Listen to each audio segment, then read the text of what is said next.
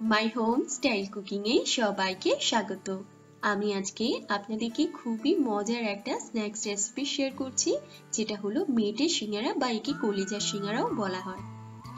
আমরা সাধারণত কি করি, মেটে দিয়ে মেটে চচ্চড়ি বা মাংসের মধ্যে মেটে দিয়ে তারপর রান্না করে খাই, কিন্তু আমি আজকে এই মেটেটা দিয়ে একদম সুন্দর একটা তরকারি বানিয়ে সেটা দিয়ে সিঙ্গারা বানিয়ে দেখাবো।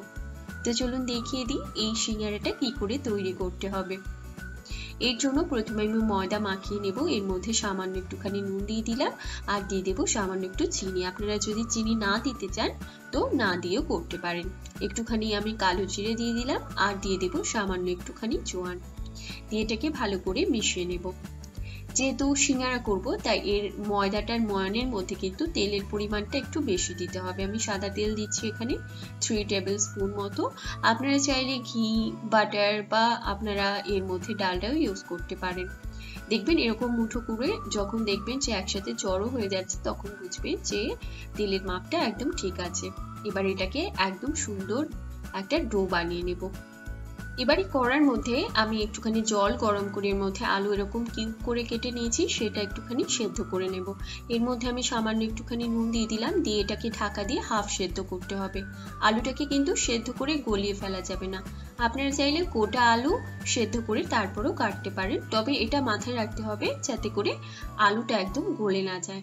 এবারে আমি একটুখানি জল গরম করে নেব, এর মধ্যে একটু ছোট এলাচ, দারচিনি আর লবঙ্গ দিয়ে দিলাম। এর মধ্যে একটুখানি নুন দিয়ে দেব আর দিয়ে দেবো সামান্য একটুখানি হলুদ গুঁড়ো, দিয়ে এটাকে ঢাকা দিয়ে ফুটতে দেবো যাতে করে জলটার মধ্যে ফ্লেভারটা ভালো করে ঢুকে যায়। এর মধ্যে আমি 5টা মুরগির মেটে দিয়ে দিচ্ছি, দিয়ে এটাকে একটু 10 মিনিট মতো সেদ্ধ করব। একটুখানি সেদ্ধ করে নিলে কি হবে, এর গন্ধটা একটু কমে যাবে। দেখুন এটাকে এবারে ঠান্ডা করে আমি কেটে নেব। আমি এটাকে মোটামুটি একটু ছোট ছোট করে কেটে নেব, মানে আমি যেরকম করে আলুর কিউবগুলো করেছি ঠিক ওরকম সাইজ করছি। আপনারা চাইলে আর একটুখানি ছোট করে করতে পারেন, তবে বেশি বড় করলে কিন্তু পুরটা ভরতে অসুবিধা হবে। এবারে পুরটা বানানোর জন্য সাদা তেল গরম করে এর মধ্যে আদা আর রসুন গ্রেট করা দিয়ে দিলাম আর দিয়ে দিলাম পেঁয়াজ কুচি, দিয়ে একটুখানি নরম করে ভাজবো এটাকে একটু মিডিয়ামে আঁচে রেখে। এর মধ্যে নুন দিয়ে দিলাম, নুনটা আমি আগেও দিয়েছি, তো নুনটা দেওয়ার সময় একটু বুঝে দেবেন। এবারে এর মধ্যে আমি মেটে যেটা সেদ্ধ করে কেটে নিয়েছি সেটা দিয়ে দিলাম, দিয়ে আঁচটাকে একদম কমিয়ে এটাকে সুন্দর করে কষতে হবে। আমি কিন্তু সবকিছুর পরিমাণই সবসময় ডেসক্রিপশনে দিয়ে দিই, তো আপনারা পরিমাণটা ওখান থেকে দেখে নেবেন। এর মধ্যে একটু হলুদ গুঁড়ো আর সামান্য একটু লঙ্কার গুঁড়ো দিয়ে দিলাম, এর মধ্যে ধনের গুঁড়ো দিয়ে দিলাম আর দিয়ে দেবো আমি জিরের গুঁড়ো। আপনারা চাইলে লঙ্কার গুঁড়োটা আর একটুখানি বাড়িয়ে কাঁচা লঙ্কাটা কমিয়েও দিতে পারেন। এবার এটাকে এরকমই কম আঁচে একটু কষতে হবে। যখন মোটামুটি এটা কষা হয়ে যাবে তখন এর মধ্যে হাফ সেদ্ধ আলুটা দিয়ে দিতে হবে। দিয়ে দিচ্ছি 3টে কাঁচা লঙ্কা কুচি, দিয়ে এটাকে খুব ভালো করে মিশিয়ে নেব যাতে করে সবকিছু একসাথে ভালোভাবে মিশে যায়। এবারে আমি আঁচটাকে একদম কমিয়ে এটাকে ঢাকা দিয়ে দেব। দেখুন এবারে এটাকে একটু সময় ঢাকা দিয়ে রাখবো। এবারে আমি এর মধ্যে দিয়ে দেব সামান্য একটুখানি হোমমেড গরম মশলার গুঁড়ো। হোমমেড গরম মশলা ইউজ করলে সবচেয়ে ভালো হয়। এর মধ্যে সামান্য একটুখানি জল দেবো যাতে করে সবকিছু একসাথে মিশে যায়। জলের পরিমাণটা বেশি যেন না হয়, নইলে কিন্তু বেশি ঘাটা ঘাটা হয়ে যাবে। দেখুন এটাকে একটু সময় ঢাকা দিয়ে রাখবো। পুরটা পুরোপুরি রেডি হয়ে গেছে। একদমই শেষে এর মধ্যে একটু ধনেপাতা কুচি দিয়ে দিলাম, এতে অবশ্যই করে দেবেন, তাহলে কিন্তু মেটের যে একটা গন্ধ ওটা চলে যাবে আর খেতেও খুব ভালো লাগবে। দেখুন পুরটা পুরোপুরি রেডি। এবার এটাকে নামিয়ে ঠান্ডা করে নেব। ডোটা আমি এরকম নর্মাল যেরকম লুচি পরোটার ডো হয় ওরকম করে আমি মথে নিয়েছি। আসলে ভিডিওটা অনেক বড় হয়ে যাচ্ছিল বলে ওটা আর দেখাতে পারলাম না।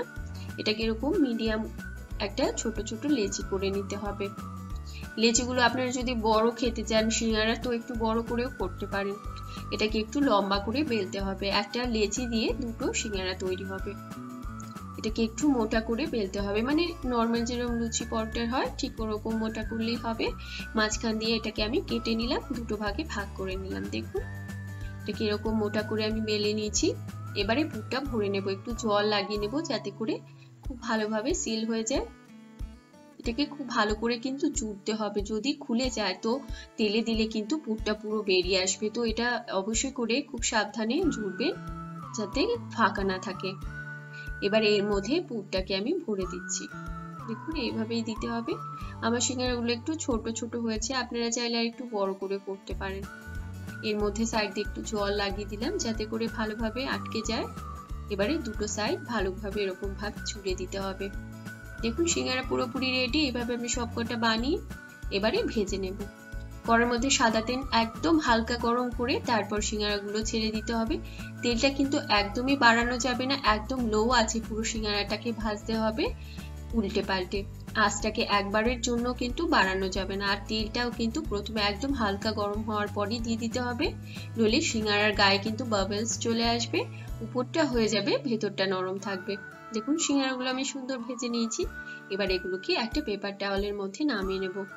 এটাকে অবশ্যই করে তেঁতুলের চাটনি টমেটো সসের সাথে সার্ভ করবেন। আপনাদের বিকেলের আড্ডা পুরো জমে যাবে। আশা করছি আপনাদের খুব ভালো লেগেছে আমার রেসিপি। ভালো লাগলে অবশ্যই একটা লাইক দেবেন, শেয়ার করবেন আর অবশ্যই করে আমার চ্যানেলকে সাবস্ক্রাইব করবেন। ভালো খান, সুস্থ থাকুন।